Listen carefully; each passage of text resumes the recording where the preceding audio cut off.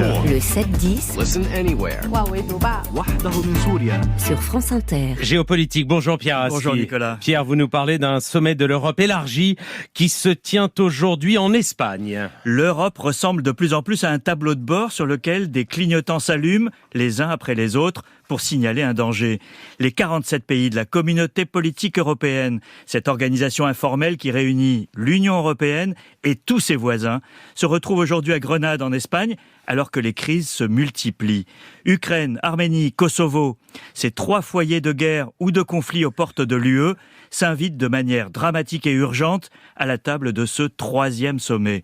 La CPE a été créée pour ça, pour offrir un cadre, pour traiter des affaires du continent élargi, mais cette structure semble bien démunie pour éteindre les incendies. L'Ukraine est un cas à part avec une guerre de haute intensité qui se traite à un autre niveau. Mais les Européens doivent réfléchir sérieusement à ce qui se passe aux États-Unis, où l'aide à l'Ukraine est en train de devenir la victime collatérale de la crise politique. L'éviction du speaker de la Chambre des représentants, sacrifié dans la guerre civile des Républicains, augure des jours agités. L'Europe, Pierre, peut-elle prendre le relais ? Alors ça paraît difficile, Nicolas, même si collectivement, les 27 apportent désormais plus d'aide à l'Ukraine que les États-Unis. Il n'empêche, Washington est dans une position de leadership qui, soyons clairs, n'existe pas en Europe. D'autant que l'Europe est confrontée à deux autres crises qui testent ses capacités politiques et opérationnelles, l'Arménie et le Kosovo. L'Union européenne a eu l'ambition de jouer un rôle dans le conflit entre l'Arménie et l'Azerbaïdjan. Des observateurs européens sont sur place et Bakou s'était engagé devant les Européens à ne pas attaquer le Haut-Karabakh. On connaît la suite. L'armée azerbaïdjanaise a repris le Karabakh en 24 heures et tous ses habitants arméniens ont pris la fuite. Aujourd'hui, l'attention se déplace sur l'Arménie elle-même, doublement menacée par l'Azerbaïdjan et par la volte-face russe.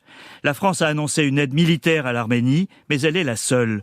Au sommet de Grenade, il y aura deux absents, l'Azerbaïdjanais Aliyev et le Turc Erdogan, son allié. C'est de mauvais augure. Et le Kosovo, Pierre ? Il y a eu une brusque montée des tensions entre le Kosovo et la Serbie ces derniers jours, y compris des scènes de guerre avec un commando venu de Serbie. Là encore, les Européens sont médiateurs, mais ne parviennent pas à surmonter les obstacles profonds. L'Union européenne a-t-elle ce qu'il faut de cohérence diplomatique et de capacité crédible de pression pour faire face à ces crises multiples ? La réponse n'est pas convaincante jusqu'ici, d'autant que le point commun de ces trois crises à la périphérie de l'UE, c'est Moscou. Agresseur en Ukraine, laissant tomber l'Arménie et pyromane dans les Balkans.